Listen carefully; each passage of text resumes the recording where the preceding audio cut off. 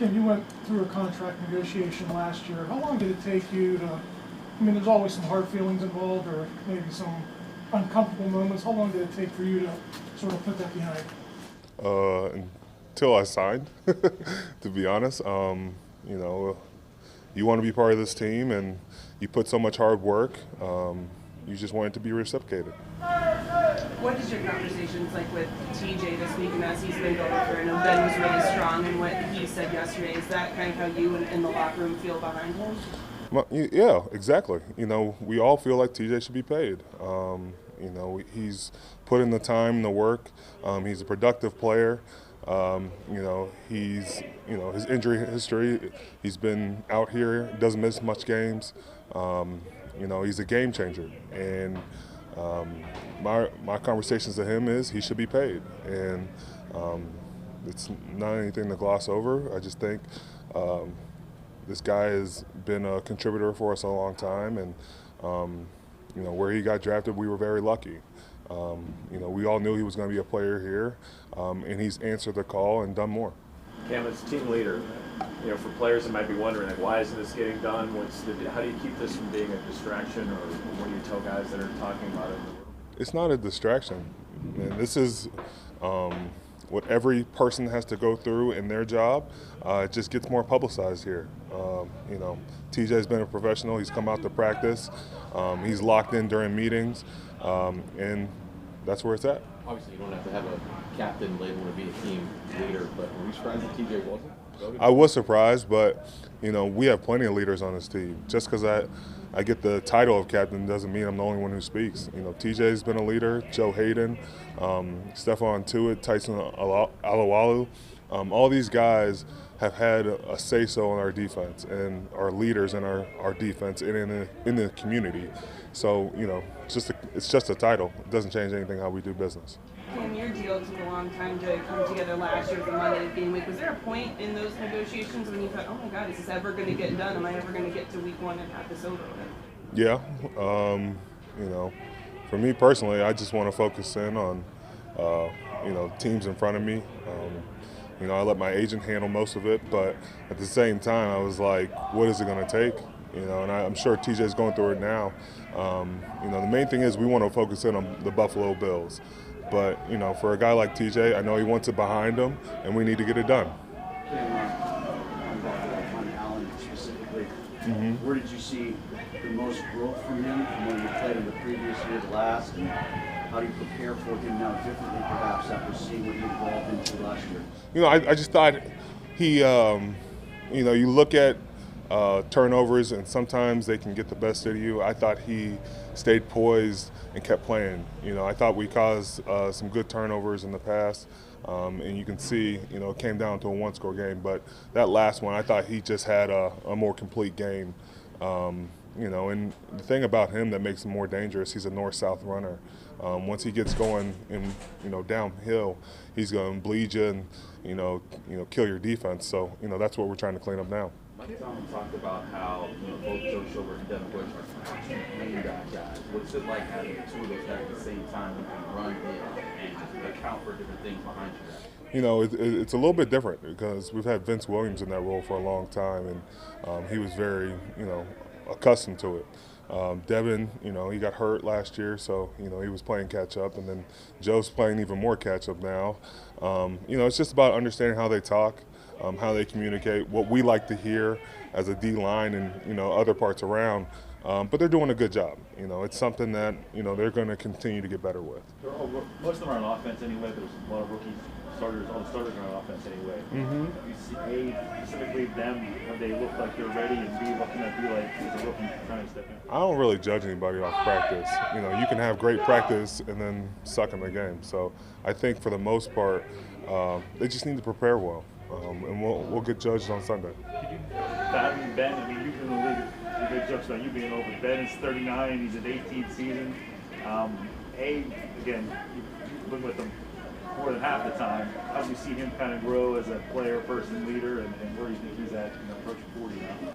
I think he's learned how to lead even more. You know, I think throughout the years and over my time, you know, It's one thing to have Marquise Pouncey and, you know, guys who like Hines Ward who have done it at a high level, but it's really cool to see him bring guys up and elevate guys and, you know, make them the stars they are today. You know, he put Juju on the map, and, you know, Juju, you know, caught the ball, but, you know, Ben was always working with him.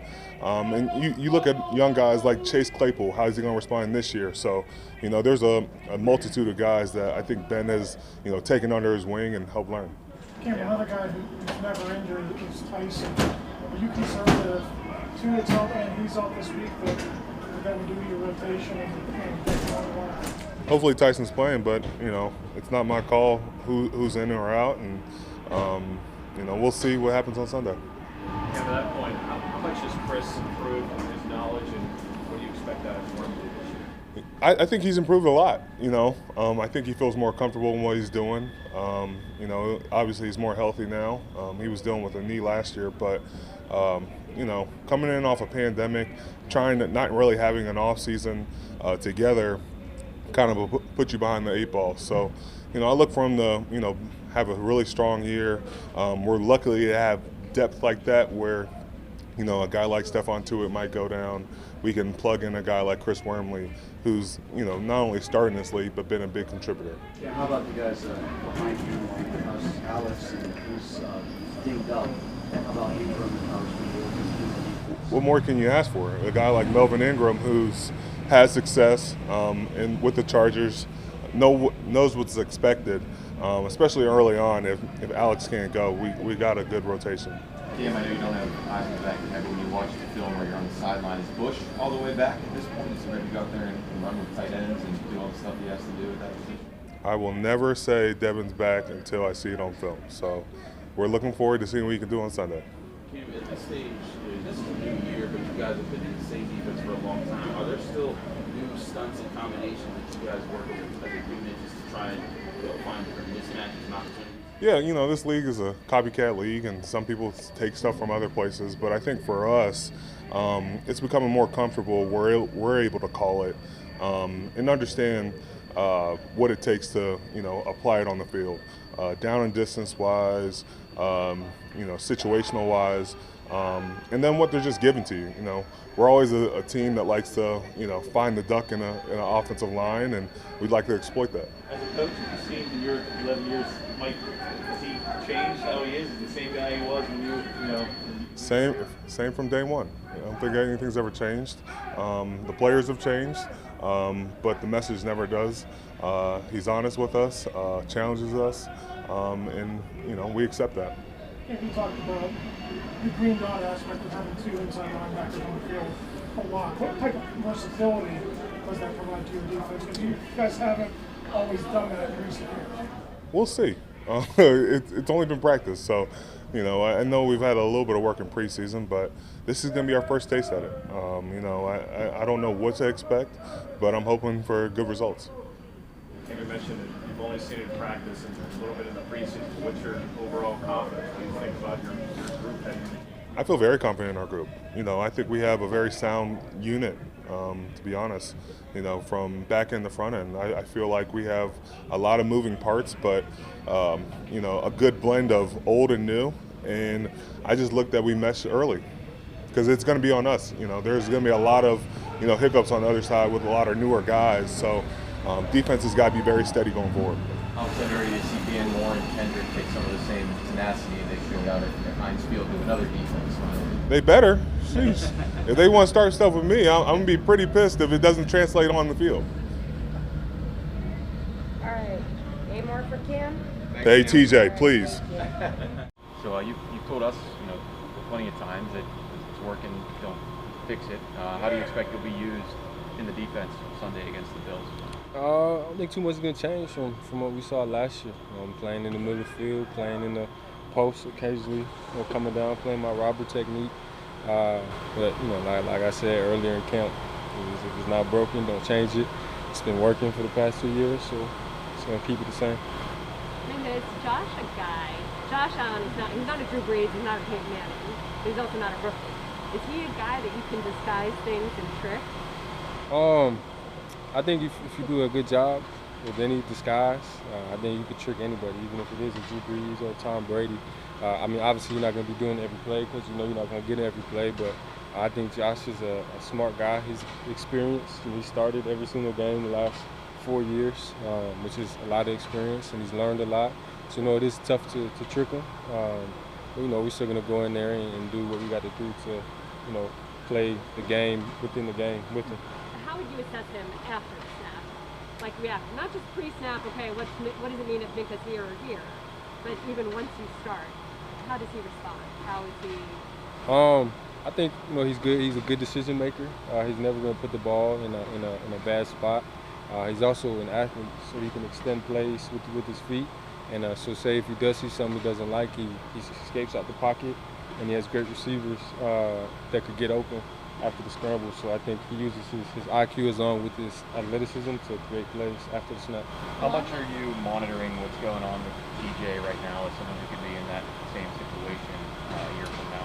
You know, I'm paying attention to it because, you know, it is a similar situation, like you said, as to, you know, where I could be next year or in the future. So, you know, I'm talking to him and I'm just kind of getting a feel for, you know, how the organization and everybody else is going about it. What are your thoughts on it? I mean, it is what it is. It's business. You don't really have too much to say about it. Everybody has, you know, the way that they do business, and, you know, you have to respect it. Have they approached you at all yet, or has that been too early? No, that's it. You guys have rotated a lot with the versatility that you guys have shown on defense, but they have a lot of weapons on offense. How have you guys talked about, you know, taking on the diverse kind of threats that Bill can come? You got a man in front of you, cover him. It's pretty simple, you know what I'm saying? I think, you know, we try not to overcomplicate it. We have great DBs in the secondary, a lot of experience mixed in with some young guys, but I think, you know, I think we have great players that match up well against them. You know what I'm saying? They do have a lot of talent. They do have a lot of experience as well, but, you know, we have to just win those one-on-one battles. Didn't have Joe last year. How does that change? One more time? You didn't have Joe. You went up there last year. How does that change with having him back this year? I think it's definitely a game changer. Joe's a great player, experienced guy, a guy that a lot of quarterbacks, you know, shy away from. So I think having him out there is going to, you know, give, you know, the opposing team hesitations thrown to that side. I think of the fans there are about as rabid as can be, and they weren't there all of last year. So their guys are talking about how they'll feed off of that. Can you feed off of a crowd like that? It's hard in away games because, you know, we're on the defense is on the sideline.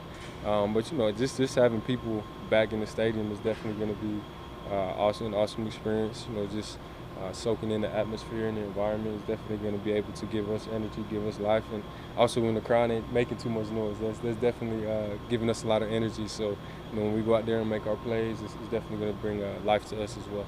How gets Pierre and Norwood fit into roles, and how Who? One more time? Norwood and James Pierre. Yeah.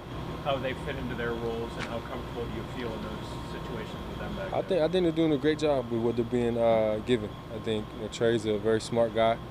He came in and you know, they drafted him, didn't know what to expect, but he came in and done a great job with his role. You know, he doesn't miss any assignments, and he's an athlete as well. So, you know, JP also, you know, I love JP. He's a great player. He works hard. I train with him in the off season. We're working out together, going over plays and stuff, and he's a guy that we're definitely going to use a lot this year, and he's going to help us out a lot. Josh Allen's mobility gave a whole different level to the game last year. Do you feel like there's a better plan to keep him contained this time around? I think we just had to do a better job of executing our plan to keep him in the pocket. I don't think our plan has changed too much from last year. I think last year we kind of strayed away from our execution, tried to do too much, you know, with the guys that were containing and allowed them to get out the pocket. I think as well as you know TJ, him not having live action since January, how do you read that? No big deal? No big deal. It's TJ Watt. He loves football. He's still doing stuff out here to stay in football shape and make sure he's, you know, on top of his game. He loves the game. There's no hesitation there. I know he's going to play well. Minkah, what happened with you in Claypool last week at the end of that one practice? There's no need to talk about it. I mean, yeah, next question. You guys Last good? two questions. You're pretty sure. We're great. We're teammates. It happens. We're competitors. But we're good. When Allen does get loose, when he does break out of the pocket, What's it like? And what are you thinking in your head to hit him and tackle him, say, versus when Lamar Jackson does the same thing in Baltimore? I'm thinking cover is what I'm thinking. But I mean, if he crosses the line of scrimmage, yeah.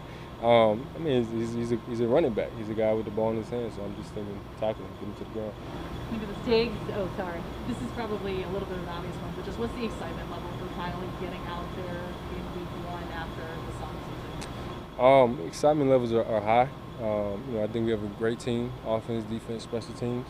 And we've been practicing really, really hard. It felt like a super long off season, so it's definitely excitement levels are high.